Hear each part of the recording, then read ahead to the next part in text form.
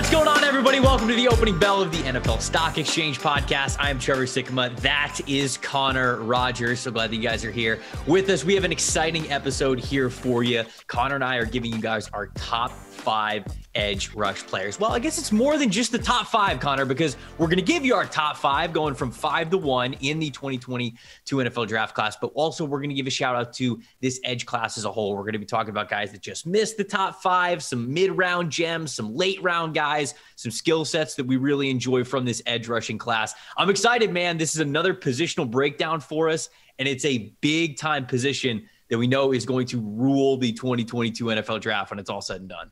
Yeah, this is a good group. There's no way around it. This group has some star talent at the top. Obviously, everybody knows about Hutch and KT at this point, and then it has some guys that have star potential in the middle, whether it's, Karlaftis and Ojabo, and then a lot of everything sprinkled in between with some day 2 guys that it truly could be 8 to 10 sack players in the right fit. So I've been excited for this show, and, full clarity, this is probably one of the only Thursday shows that you and I see eye to eye on many things with this group, or it's maybe I don't want to say cut and dried group, but there's definitely tiers that are pretty clear cut. But where it gets very interesting is when you and I will get into who just missed the cut, yes, guys outside the top 50 that, could be stars. And edge is notoriously a group that the hit rate outside of round 1 is very poor when you look into the numbers. So this is a fun class because I think it's a rare year where there are multiple day 2 picks that should be productive pass rushers. People are going to notice as we go on 5 through 1, and I'm glad that you brought it up there. We have a lot of the same names in our top 5s, but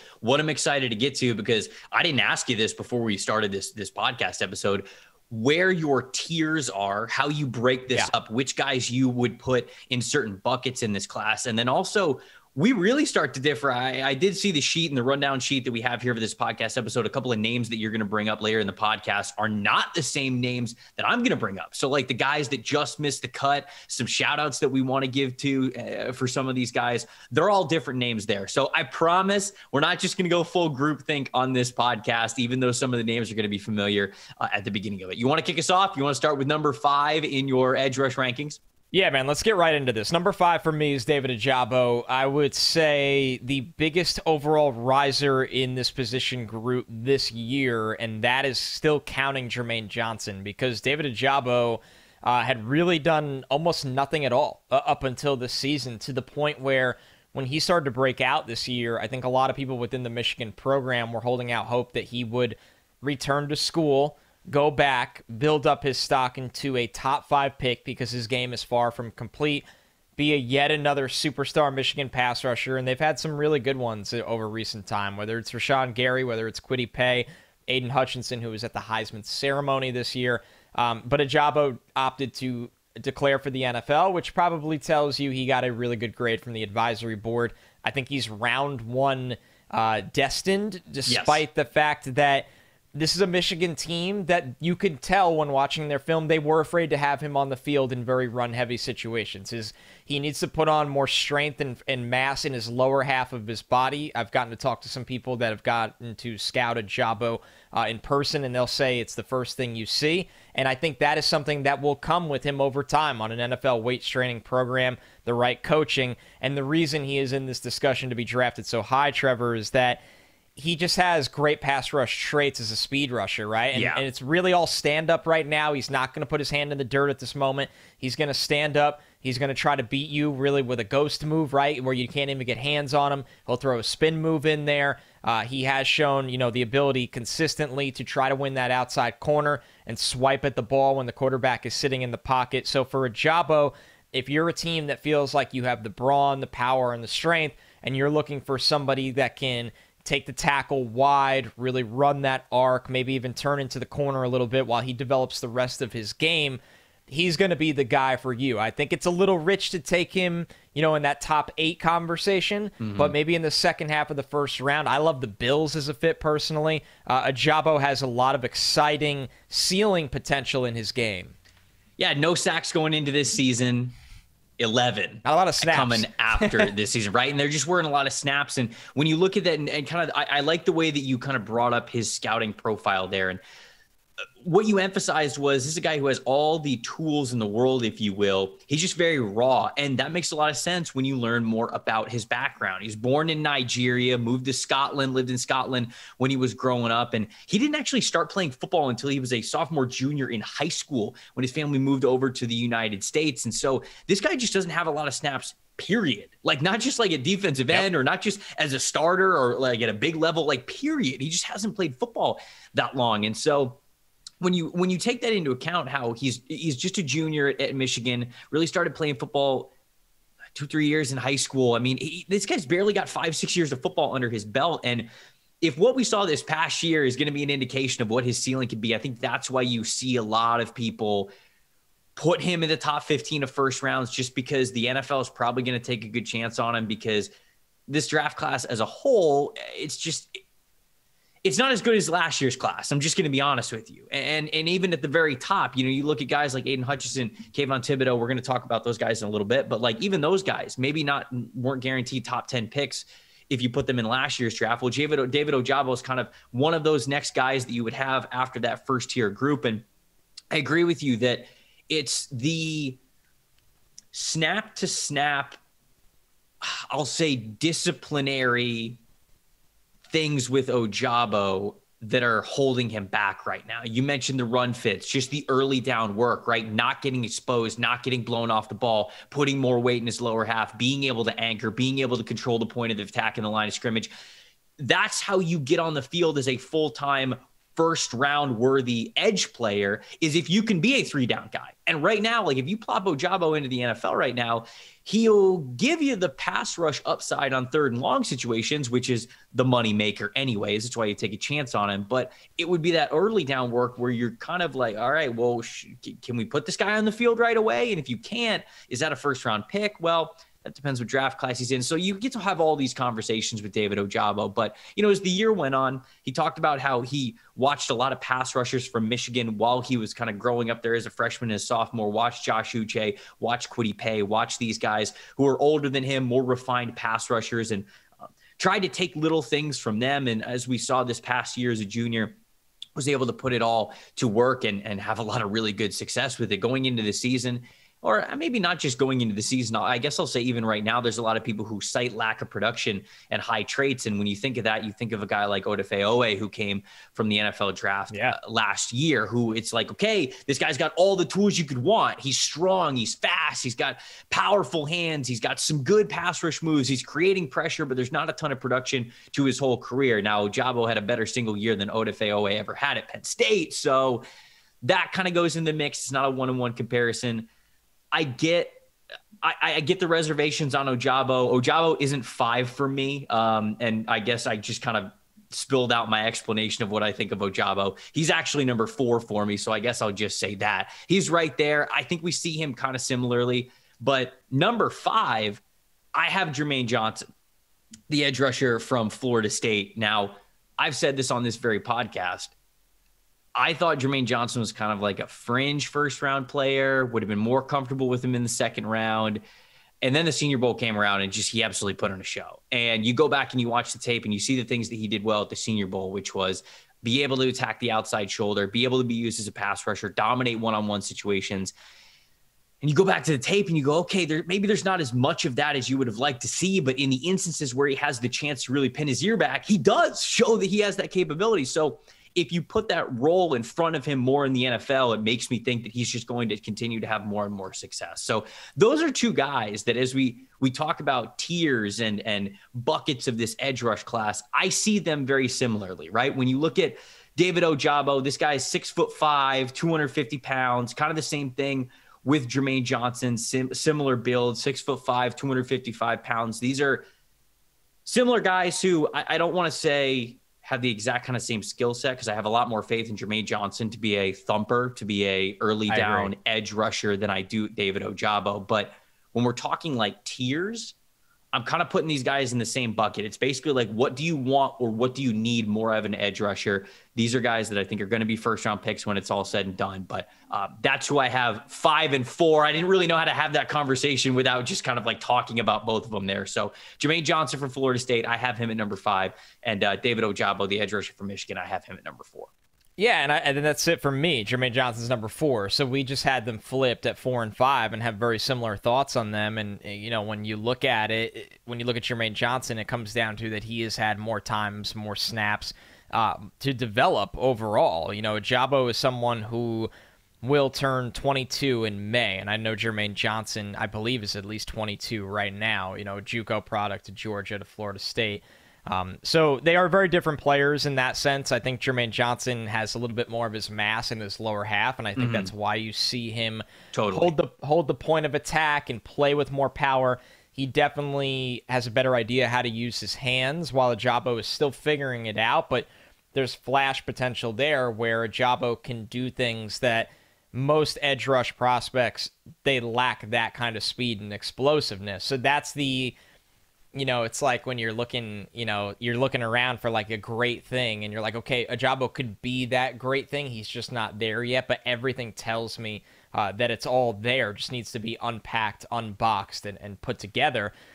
And I think that there's a lot of risk in that. I'll be very fair here. I think for as excited as I am about David Ojabo, there are guys like this that more often than not do not figure it out because it's really hard to beat NFL tackles. There's somebody like one that I missed on, and this is going way, way back, but look at Danielle Hunter. I think he had 4.5 sacks in 26 games his last 2 years of college. And that is like laughable production for somebody that turned into one of the best pass rushers in the NFL. He was someone that it was all there. The length was exceptional, the body type, the explosiveness, and he was able to put it all together at the next level after not being a first-round pick, after being a day 2 pick, but there's just not many Danielle Hunters. So Ojabo, I like that you gave the background because that gives you hope that he figures it out. And when you look at Jermaine Johnson, it's been a little bit of the opposite. He's had that long road where he did figure it out in college. He goes down to the Senior Bowl. He's unblockable. Like I said, he plays with more power. He can win the corner. He can counter inside.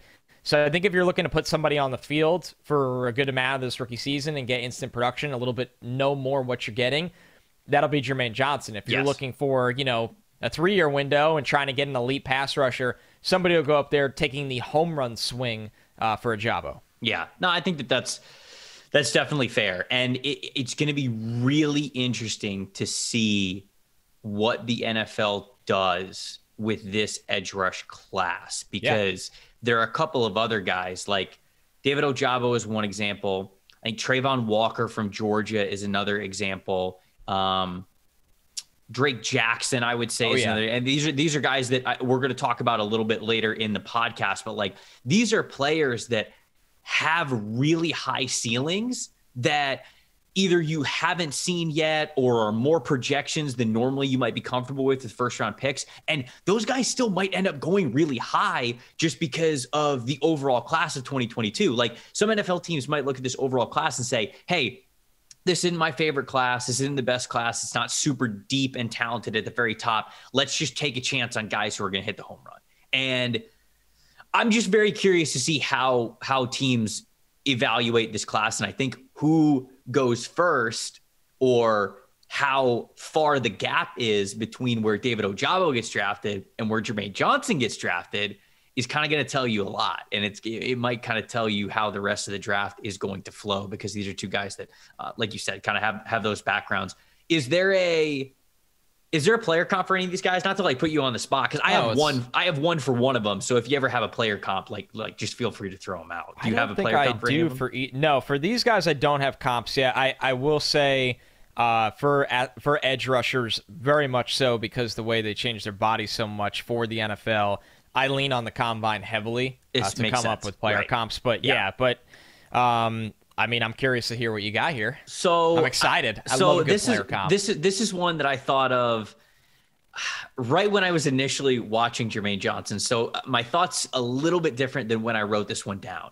But I wrote for Jermaine Johnson the Jacksonville Jaguars version of Jeremy Mincey. So Jeremy Mincey was like 6'4", 255, 260 pounds. He was this like bigger edge rusher. But you watch some of the best of Jeremy Mincey when he was in Jacksonville. He was this bigger, stronger, 5-tech, 4-3 defensive end kind of a guy who would sometimes out of nowhere just give you this burst and give you these pass rush reps that were kind of crazy. And I went back and I looked at his mock draftable profile, and I think Jermaine Johnson's going to test a little bit better than Jeremy Mincey was, but I'm not like fully sticking on that comp. I just wanted to throw that out there. I know people love when you give kind of like comparisons of these guys. And so that one was one that came to me when I was thinking of Jermaine Johnson, and it's a little bit different since the Senior Bowl, but I wanted to throw that one out there because I know the good people love anytime you can give a comparison. I love me a throwback comp. Like, I live for the throwback comp to the point where, like, if I'm like just, fiending for one, I'll go down a YouTube rabbit hole of like NFL players from 20 years ago and be like, I need one right now. So I love to see that. And yeah, Ojabo is going to be the comps for him are going to be fascinating. Yeah, I didn't have a good one for him. Me either. And it kind of goes down to like, how much will he change his body for the combine? What are I find it interesting with pass rush player comps because, and this could go for any position, but especially pass rushers, you can do the route of like, what am I projecting him as in his fullest form? Or what am I seeing now going into the NFL? Because pass rushers change so drastically. Like, there just aren't a lot of guys that are like the Bosas or Myles Garrett or Chase Young that when they come into the NFL, it's like, yeah, that's probably what they're going to be, and that's enough to be an all-pro player. A lot of times guys really do change their game. They work with better coaches on how to use their hands. They throw in some extra moves. So I think Ojabo is going to be one of the hardest players to comp in this class because some people will project him as a comp and some people will say, what is he now? And those are two very different things. Yep. The combine, it's funny because we're doing edge rush this week, and little sneak preview, we're doing interior defensive line a week from now, next Thursday. And we're doing these two positions right before the combine. I don't know if that was good planning by us because edge rusher and defense and interior defensive line are probably the ones that changed the most after the combine. Yeah. So I guess you guys will get to hear a lot of stock up, stock down segments here from these two groups. But yeah, we're putting our thoughts out there before the combine. So we're either going to look like geniuses or maybe people are going to call us out a little bit for it. Give us your number 3. Who is your number 3 edge rusher in this class as it stands today, pre-combine? I'll lead with this. This might be the player, at least defensively, that I am the most torn on in the entire draft. And I have gone, like, there's times where I'm like, I don't know if I would take him in the first round. There are times where I'm like, man, the Jets at 4, if Hutchinson and KT are gone, like, might have to think about this. That is very different. That's a big difference. It's a big difference. And this isn't like now when all said and done, this is like more my September thinking, October thinking. Now I've come to a nice, concise decision that if, like all else, he falls usually somewhere in the middle of your two spectrums of thought, the highest and the lowest forms. So for George Karlaftis, number 3 here for me, I almost didn't even get to the player. That's how, like, there's a lot going on in this brain about this player. Karlaftis is another guy that has an interesting background coming from Greece. He hasn't been playing football since he was 4 years old or anything like that. There is definitely a transformation that's gone on with him, and he was pretty good at Purdue since the second he's got there, and he's only gotten a lot better. But he's somebody that you can see over time, maybe even getting much, much better. I think, in the Ojabo sense, there's a lot of untapped there. Now, what I'll say with Karlaftis that has me kind of intrigued is I am fascinated by his testing numbers because while I do think the meat and potatoes of his game is power, hand usage, really power and hand usage. Those are the two things to me. I think he has a really nice first step. I think that short area straight line explosiveness is there. I am wondering what the twitch, flexibility, and lateral short area looks like. There's times on film where I'm like, man, the change of direction could be better, right? And is this something that he can work on? He can get more flexible. He can change his body. Often that's not the case. So with Karlaftis, I think I like the floor because he knows how to use his hands. He's a very strong player. He's a relentless player, and he is 3 down ready, which makes you feel good. I think he could play with his hand in the dirt. I think he could stand up. But is he going to be a decent run defender and an 8-sack guy, Trevor? Or is he going to be a 14-sack pass rushing demon? And that's where I don't have that answer right now. These other 4 guys, I feel pretty good about what they're going to be. With Karlaftis, I am conflicted of, is there superstar potential or is he just going to be a really good player? I mean, His tape's so fun, man. I do know exactly what you're talking about, because when you watch Karlaftis on tape, I mean, he's getting the Aiden Hutchinson treatment at some point. It's like they're double teaming this dude. They're triple teaming this dude. I mean, like, he is, I love the motor. He's so relentless, 6'4", 270 pounds. He brings so much strength. He knows what he's doing. Something I really love with George Karlaftis, who is also my number 3. I'll say that. That's why we're talking about him so much here. He is also my number 3 edge rusher in this class right now. He understands things so well. He understands the hand placement. He understands the leverage. He understands when to bull rush, when to get into a guy's chest, when to attack the outside shoulder. He knows how to club rip. He's got a mean push pull, man. If you aren't bringing everything that you got into him when he goes into your chest, he's going to knock you so far back, you're going to be in the quarterback's lap, and your ass is going to be sacking your own quarterback if you don't bring absolutely everything that you have. That's how strong this dude is. He's strong as an ox. He understands pass rushing really well. I think the biggest thing that's holding him back are those physical traits. I think he's limited from a flexibility standpoint, and I agree with that. From an arm length standpoint. Both of those things, I think, are really what stand in the way from him being absolutely elite. Because if his arms were a little bit longer, man, I think he'd be able to long arm the crap out of you. And Karlaftis with longer arms would almost be a cheat code. So maybe God was like, all right, we got to take it easy. Hold on here. So we got to make it so these other football players survive a little bit, because he gets it. I think he's such a smart edge rusher. He's such a relentless edge rusher. This player is going to be a damn good pro for years and years and years. And the comp that I had for Karlaftis, and I don't know, maybe I'm putting myself at risk of getting absolutely roasted here. I have him as a more well-rounded even Trey Hendrickson.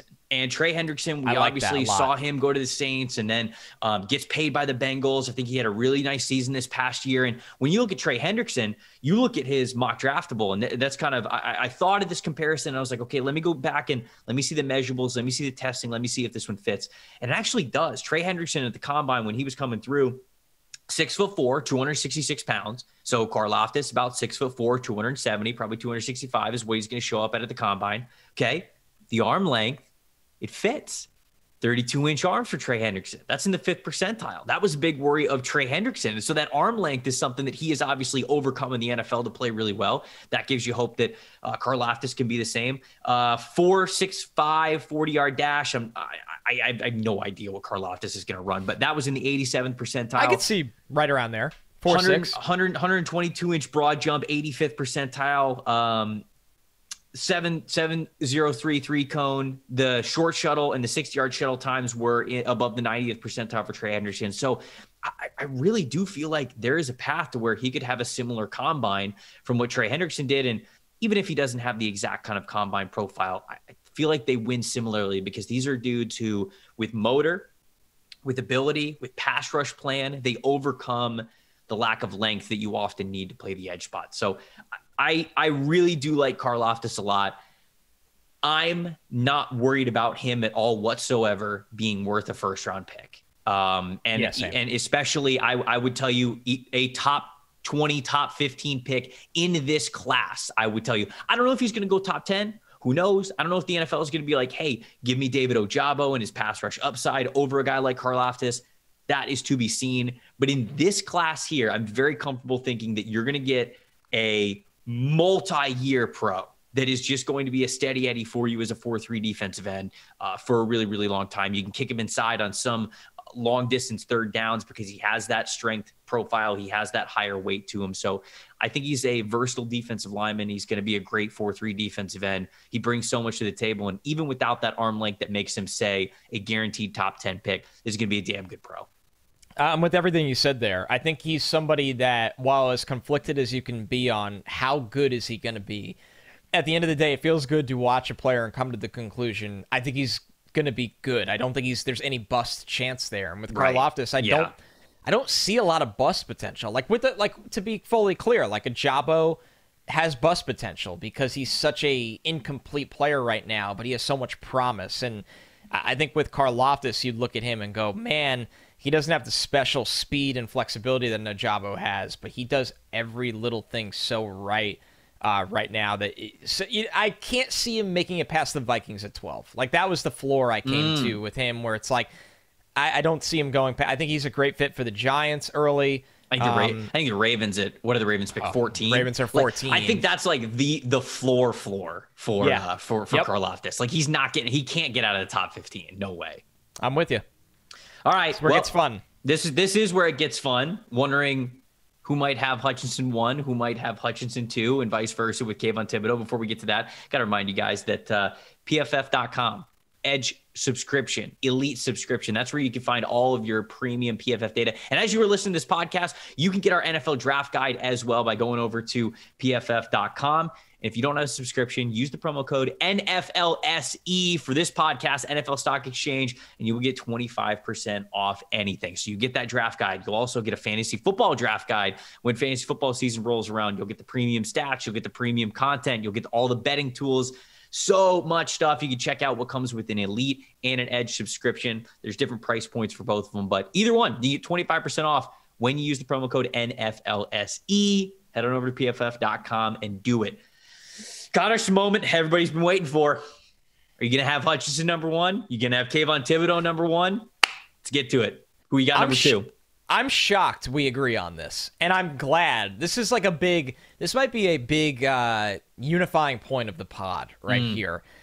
I'm going to have Aiden Hutchinson at number 2, and this was a windy road to get here. I will say there was a time during the season where I was watching him, and I was just like, this season is so good from him that it's going to be hard to not have him as the number one player in the draft. And when it's all said and done, when you collect yourself, you reel yourself back in, you revisit the 3 years of tape with KT, I still lean with Thibodeaux as number 1. And let's just talk about the good with Hutchinson. Let's not make this a him or There him is a lot of good with Hutchinson. There's a lot of good with Aiden Hutchinson, and I think he is going to be I'm actually surprised how many times I do see people questioning his NFL potential or doubting his NFL potential. Number 1, I think he's going to have a really good combine in terms of twitch, in terms of short area, the cone, the explosiveness. I wrote down best game Nebraska 2021. He just was unblockable in that game. The scouting report for me: explosive with high energy and rounding out his pass rush plan. Has the burst and speed to win the corner as a rusher. Strong hands help him gain leverage and play the run. Slowly showing power rush ability, speed to power. Moves very well laterally for his size. So I think with Hutchinson, what he started to master really in the middle to the end of the season was he was starting to use his explosiveness off the ball, getting off the ball, and rushing wide to make tackles overset. And then once he had them doing that, he knew how to counter in. And that led to massive second half wins. And that is something that will carry over to the NFL level. So I look at Aiden Hutchinson, and I think he's a no-brainer for the Lions at 2. Like, I really do. I know that there's going to be a lot of debate between him and KT. They are a little bit different players, but with Hutchinson, there is a lot there that you know what you're getting. He's going to be really productive. He did take over a lot of games down the stretch, big games down the stretch. Yeah. For all the questions about him against Georgia, go watch the tape. Those are false narratives. He was double-teamed against Georgia. He had good reps against Georgia. This guy's the real deal and should be a top 3 pick. Hutchinson was awesome this year, no doubt about it. And I have the same order. I have Hutchinson at 2. I have Kayvon Thibodeaux at number 1. Hutchinson, measurements show 6'6", 260 pounds, maybe 265 pounds. And so it'll be interesting to see exactly what he comes into the combine. But I wouldn't think that he's anything shorter than 6'5". And I think that his weight's probably going to be somewhere in the 260s. You're right, man. I mean, 14 and a half sacks this past season for Michigan. Was one of the best players of the year, no doubt about it. I mentioned with George Karlaftis, him getting the Hutchinson treatment. What I mean by that is that you got a right tackle or a left tackle looking at you. You've got the left or right guard peering his eyes in your peripheral just to see if you need help. And then you probably got a tight end or a running back looking at you to chip and help as well, because man, this guy's motor was unbelievable. And something that I'm really encouraged about when it comes to Hutchinson's pro outlook is how he has grown over the last 3 years. I remember watching Aiden Hutchinson 3 years ago, just as this long, good frame, versatile defensive lineman, didn't really have a home yet.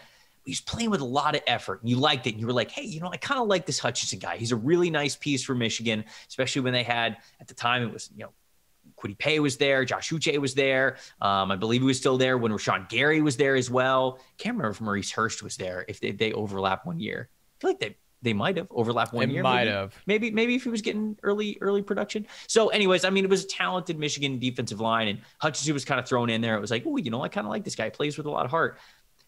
Comes in, second season, only plays 2 games last year. Going into this year, I thought that Hutchinson was probably like a fringe top 50 kind of a pick, probably more of a second rounder than anything else. And then he just absolutely dominated. He looked like he took over with effort, with drive, with determination, but then so much more. I mean, he learned to put that long frame to the test. He learned to put it to use. He went up against all sorts of offensive tackles that, you know, if they were more finesse offensive tackles, he was coming straight at your chest. If they were more power offensive tackles, he was getting around you with some sort of move, a push pull, a club rip, a swim move, attacking on the inside, you know, something. He was able to really give all sorts of offensive lineman fits. And I think he's absolutely fantastic. The comp that I have for Hutchinson, I know people have thrown a lot of these out there, and I've already seen this one. Some people have thrown this out, but like, I think he's a souped up version of like what Sam Hubbard was. And when you look at Sam Hubbard, when he came through mock draftable, you're not going to be super impressed with the athletic testing, but the body and the frame is very similar. I think Sam Hubbard maybe had a little bit more weight on him, but really it's all right there for him. I think Hutchinson's a little bit more lean, and with being a little bit more lean, I think he's going to come a lot more athleticism. I mean it when I say the words souped up. Don't just tag me and say, oh, Trevor thought he was Sam Hubbard, a 3rd round pick. I said the word souped up. He's been in the body shop. He's got the new engine.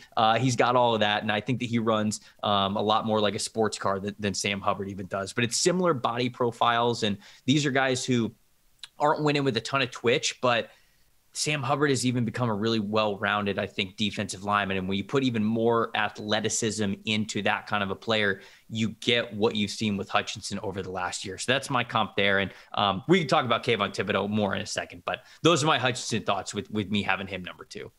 Yeah, I mean, listen, you just feel really good about what you're getting in the player, considering where he's taken his game, the fact that he's really athletic, especially in the short area. He's twitched up. He's got a fire that takes over in the second half. He's played in big games.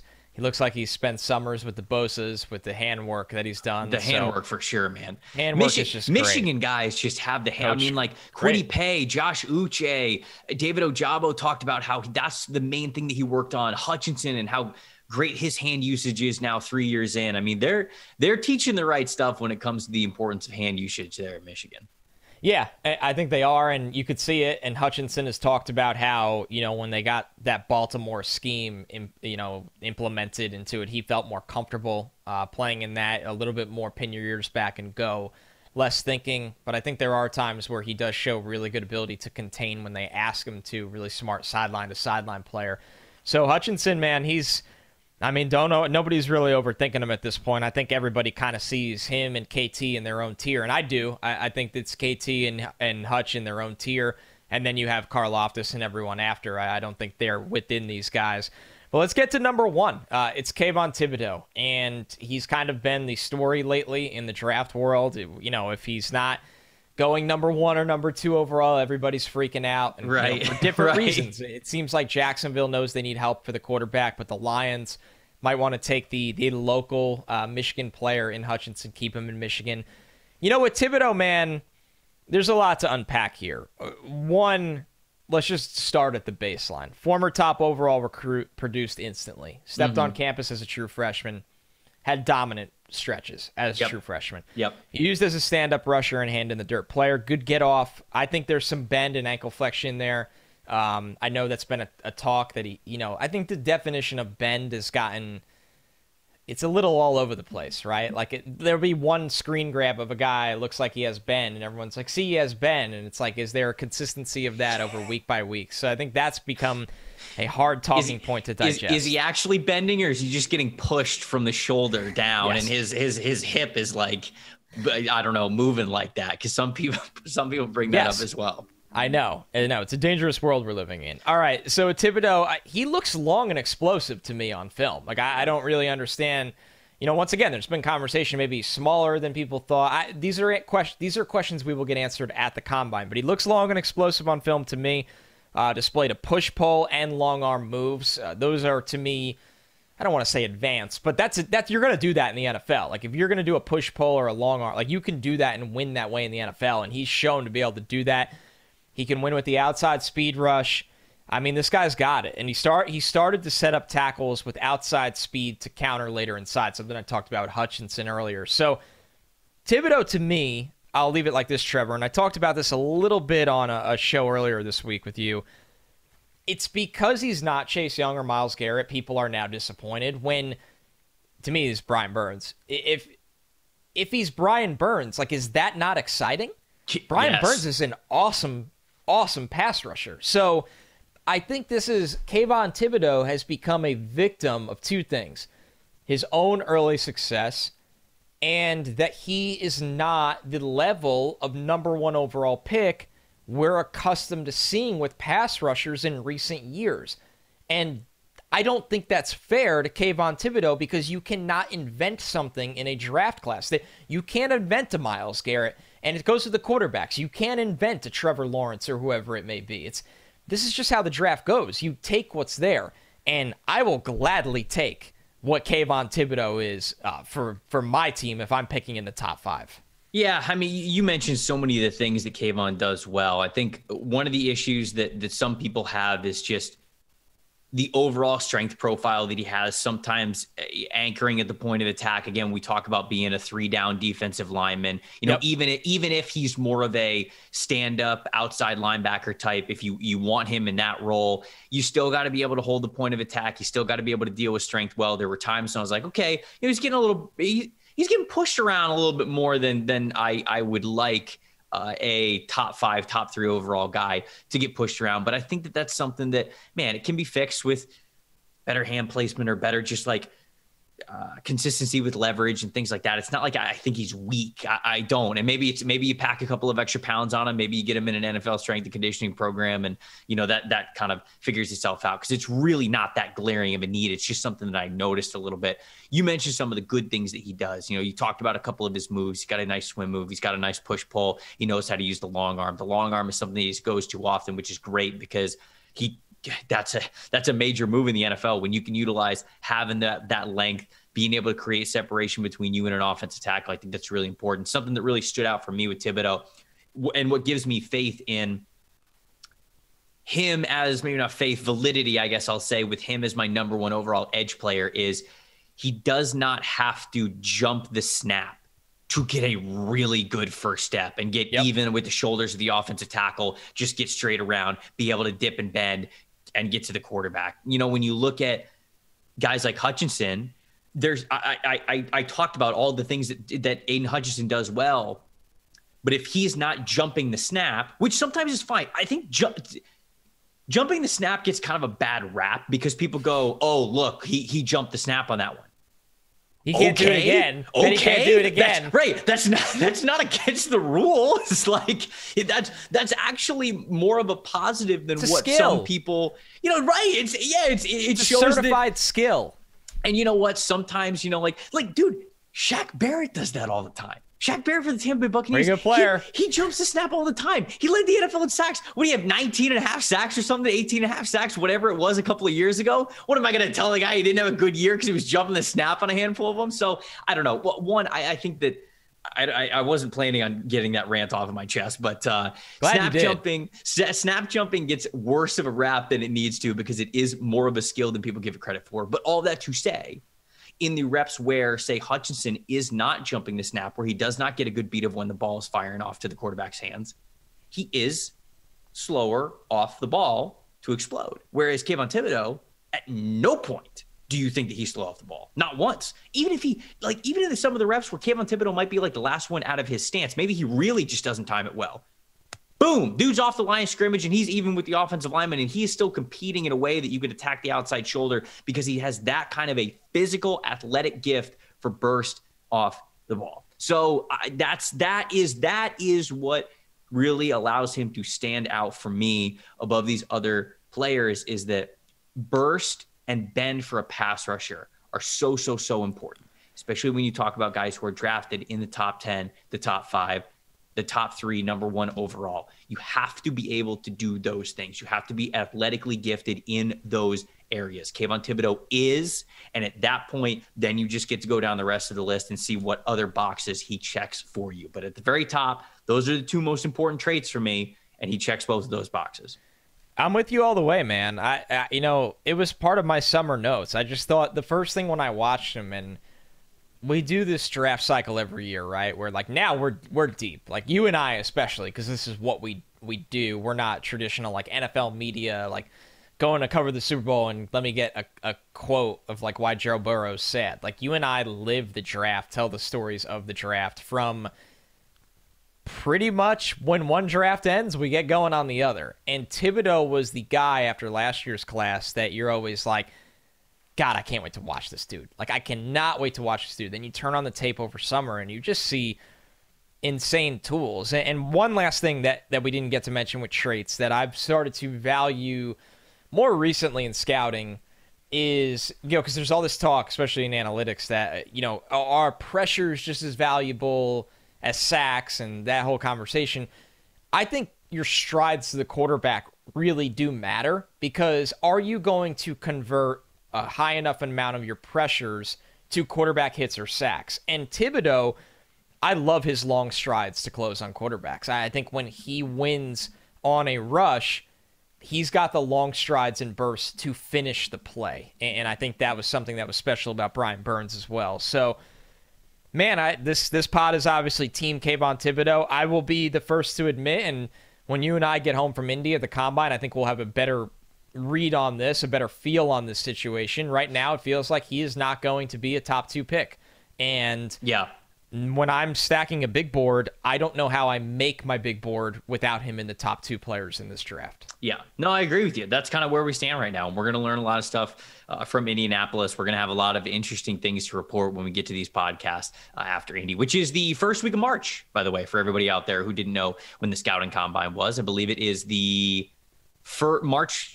March 1st, the drills start March 3rd through the 6th, I think, is the 4 days that we have the drills that everybody watches on NFL Network and cares about. But the interviews with head coaches and general managers, which is, again, where we learned a ton of stuff, those start on March 1st. So very, very excited about that. Let's give a shout out to some of the guys who we did not have in the top 5. I guess I'll recap the top 5. It's the same guys that we had. I had Jermaine Johnson at 5, David Ojabo 4, George Karlaftis 3, Aiden Hutchinson 2, Kayvon Thibodeaux 1. You had David Ojabo at 5, Jermaine Johnson at 4, Karlaftis 3, Hutchinson 2, Thibodeaux 1. So who are some guys outside of your top 5 that either just missed the cut or that you want to make sure that you give a shout out to, somebody you liked in film you just didn't have in this group? Or who do you want to talk about first? It starts for me with Kingsley Enagbare, and I don't know if he'll be my edge 6, right? Like, there's a lot of things I like about Arnold Ebiketie that could finish edge 6. Obviously, there's a lot of names, and I don't want to step on your toes because I know you have a lot of them as well. So I'll start with Kingsley Enagbare, who might not be the most athletic, might not be the most explosive guy, might not be the most twitched up guy. But man, the dude he finds ways to make plays. And I think there was something to that in the SEC when you are strong and you know how to use your length and you know how to keep hands off of you. And that's been how Kingsley won in the SEC, and that's how he went down to Mobile and won as well. So when you look at the season, he just had 45 total pressures, 4 sacks, 16 quarterback hits. That's a lot of quarterback hits. 25 hurries. And, that's a big time year for him. He knew how to beat tackles. He knows how to win inside. I think he knows how to get his arms up in passing lanes as well. So I look at Enagbare and go, he's probably not a first-round pick. He's not athletic enough to be a first-round pick.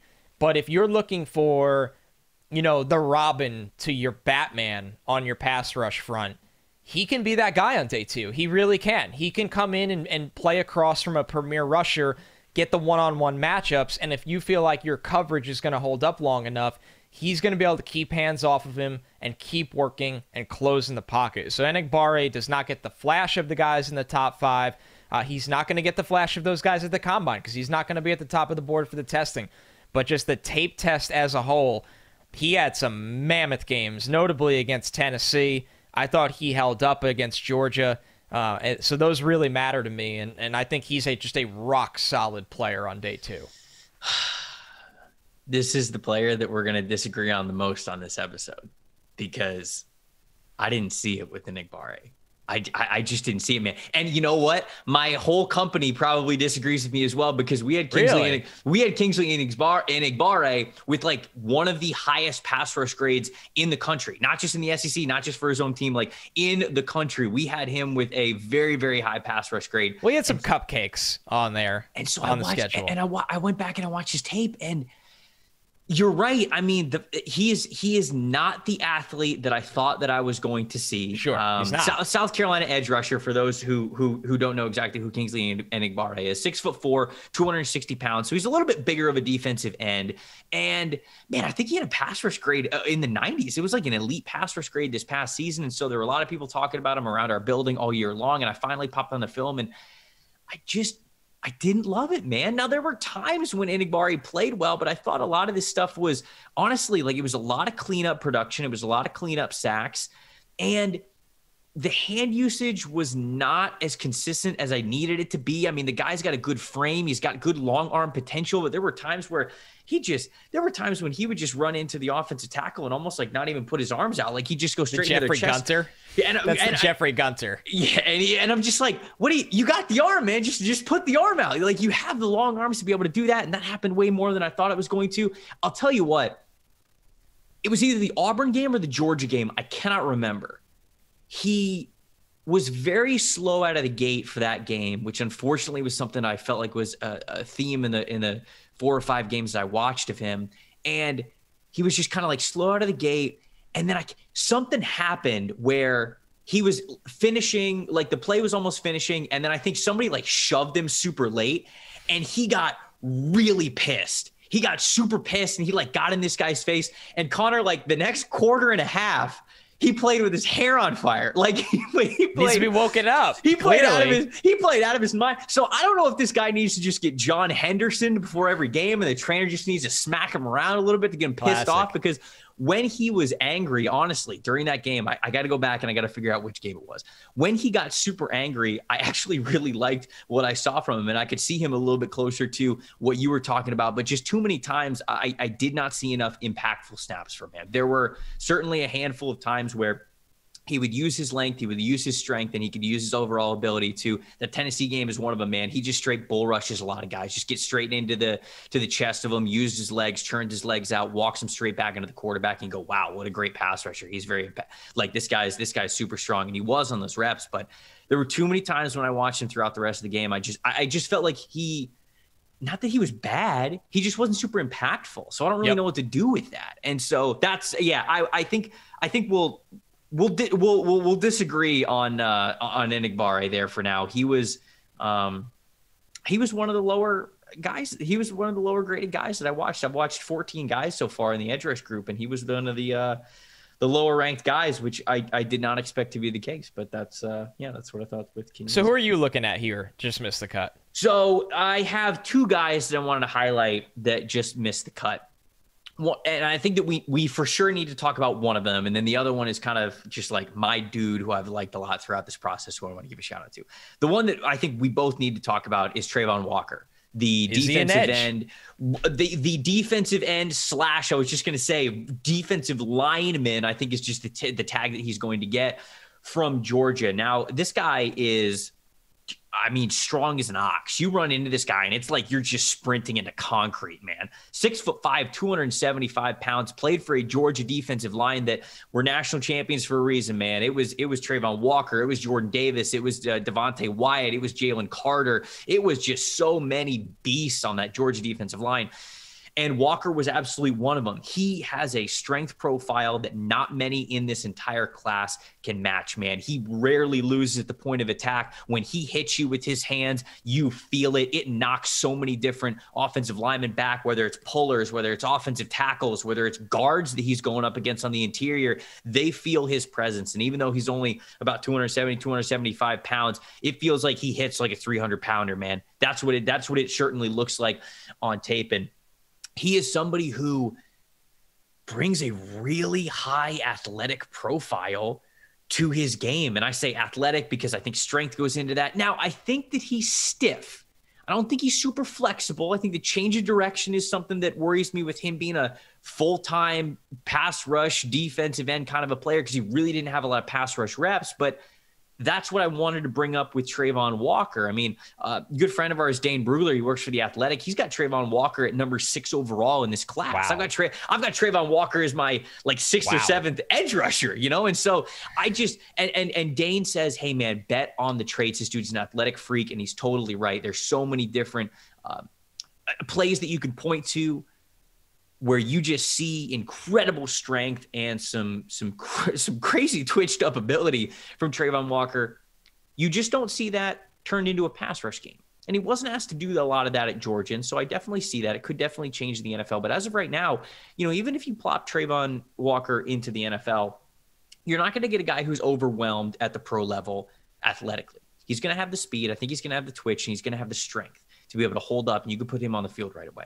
But he doesn't have that pass rush plan. And I don't know if that's in the cards for him. It might be. It's just a pretty big projection because Georgia didn't ask him to do it, and he's going to be kind of doing it for the first time in the NFL. So you look at the tools and you say, hey, we're going to bet on the traits. We're going to draft this guy high. I've seen people put Travon Walker in the first round. I just can't get there right now. And maybe he's going to absolutely blow me away at the combine. And maybe the things that we hear at the combine is like, wow, you better get this guy in the first round. And be like, okay, like I get it. You're betting on the traits. That's where the NFL is going with these guys. This is a player who I wanted to bring up in conjunction with David Ojabo because it's going to be a similar profile. If we see David Ojabo go super high in the first round, I've got a feeling that also tells us we're about to get Travon Walker in the first round, because that's how the NFL is viewing these guys. Not a ton of production, not a ton of a pass rush plan. He doesn't have a lot of moves, doesn't have counters, doesn't have a lot of experience pushing the pocket, but he's a hell of an athlete. So he's kind of just missed the cut for me because I'm not exactly sure how to project that kind of a raw pass rusher into the NFL. I'm with you on Travon Walker. Number one, I couldn't figure out what show to put him in, number one. So I think... this one or the interior one, you mean? Yeah, and I think you lean this way because you can kind of project him more as an edge rusher at the next level. Yeah. Yeah, it's much more projectable than interior D-line. Now, the first thing I wrote into my notes with a question mark, like I'm Ron Burgundy, was Rashawn Gary, question mark? Like, where... Michigan used Rashawn Gary, obviously, as hand in the dirt, kicked him around at 3-tech and stuff like that. And Walker kind of is going to have this similar transition, I would assume, at the NFL level. And I did not like Rashawn Gary as a top 15 pick. Now, he has come a long, long way because it wasn't looking great there for a while. He really didn't do much his first 2 years, and I think he has started to figure it out, especially in 2021, where I thought he was a totally different player. So I think, are you patient enough to go through that process with Travon Walker? Then you could probably warrant taking him at the end of round one. If you're not, he's not going to be the player for you. So I like that you brought him up because he's one of the most intriguing players in this draft.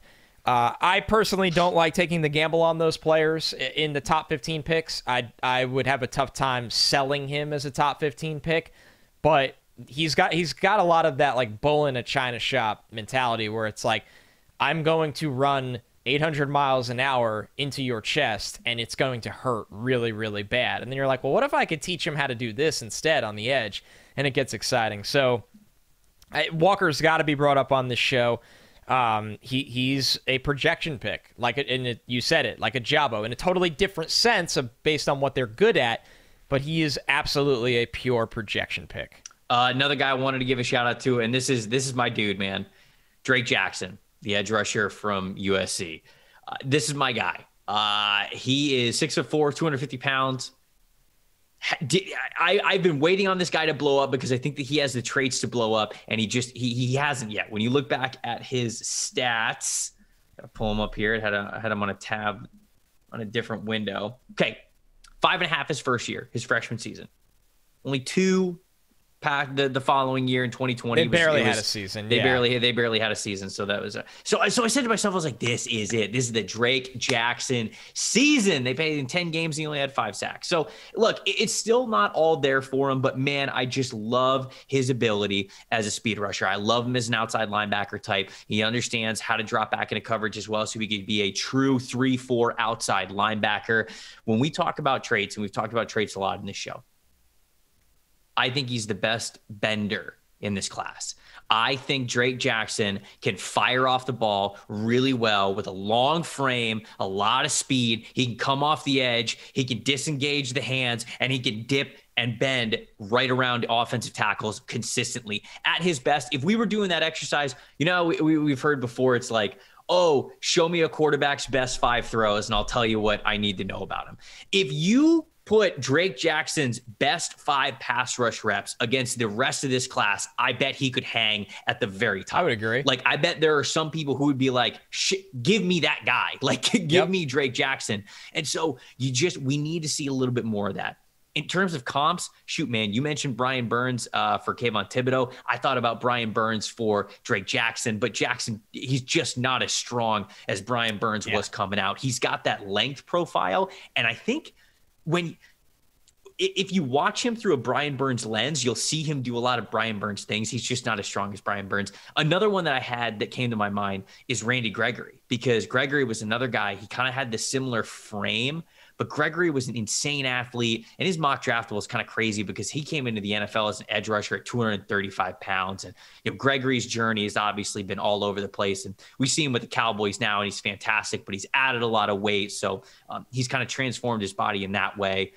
I'm not sure I love either of those things, but those are the 2 players that kind of came to my mind when I watched Drake Jackson being his best. So really good speed rusher. If you want a player who specializes in attacking the outside shoulder, who brings you those really coveted athletic traits, flexibility, bend, burst off of the snap, Drake Jackson can do that, man. So I had him kind of just out of my top 5 there.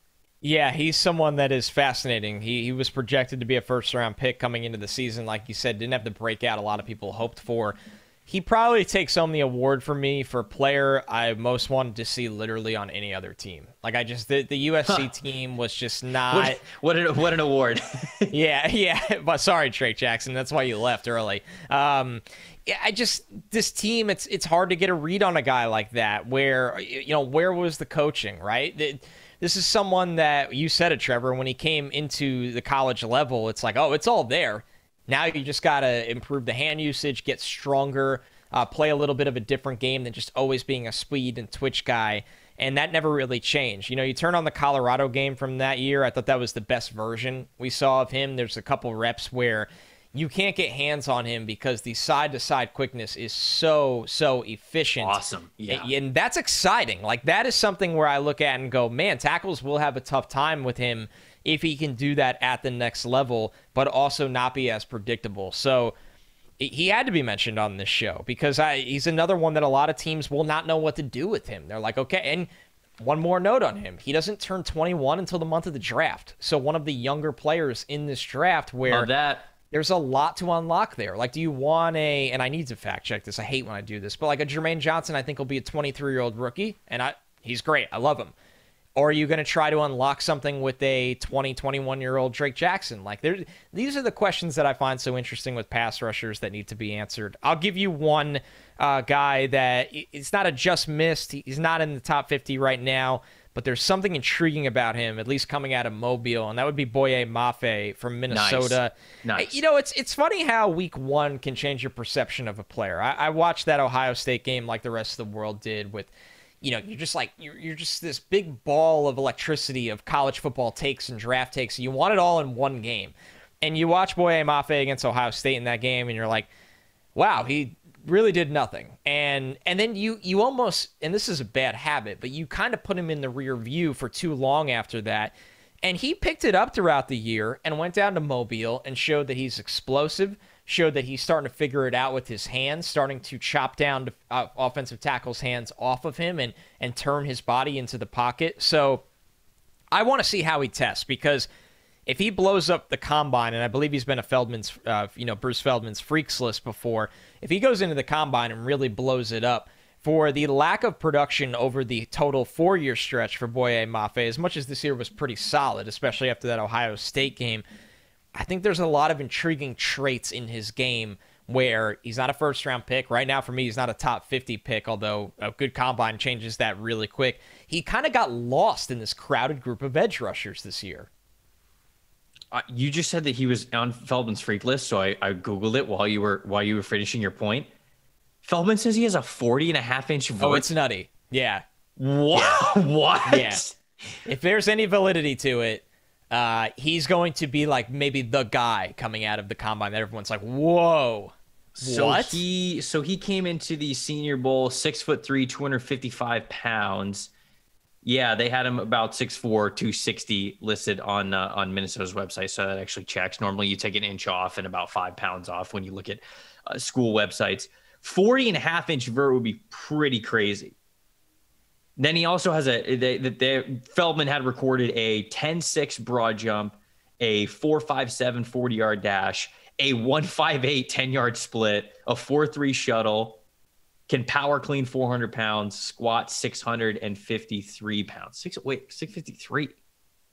What are we just adding 3 pounds now? We just going like pound and a half? We just like chucking those bad boys on I guess there? he's lifting with kilos. It's the only thing I can think of. Which maybe if you're in college lifting with kilos, you're a certified psycho in a good way. So respect. So I didn't touch a kilo till I was like 28, and I was like, I don't need to do this math. No thanks. No, so I'm glad that you brought Boye Mafe up. He's a good last dude to kind of highlight here because I liked him as well, man. I think that after, Trayvon Walker and Drake Jackson, we talked about the tiers that we have there. In that next bucket, I have guys like Arnold Ebiketie, I have Myjai Sanders, and then I have Boye Mafe. And those guys are all kind of right there. It's a little bit of pick your preference. If you want a leaner, maybe a little bit longer guy, a guy who wins a little bit more off a burst, is more of a lighter speed rusher, you're probably going to go with Arnold Ebiketie. If you want a guy who's a little bit more well-rounded, guy who's got a lot of good hand usage as well, I think you'll go with Boye Mafe. And then the last guy, Myjai Sanders, man, he's so technical. If you want a player who's more refined, if you want a guy who understands pass rushing with a plan, who has multiple moves, who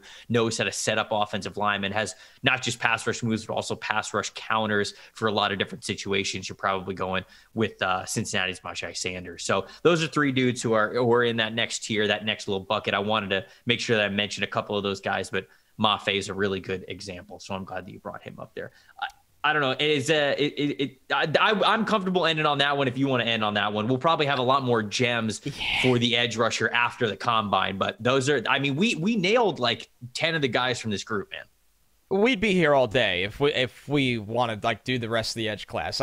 For everybody that I love it when you guys tweeted us like, oh, what about this player that you didn't mention on the show? Like, we're going to get there in March and April. Like, we didn't talk about D'Angelo Malone today. There's plenty of players we didn't get to talk about. This is a deep edge class. It's loaded with a lot of different talented players. So, we're going to get there, but this is a great start. This is the foundation. We gave you the top 5, a lot of guys that missed the cut.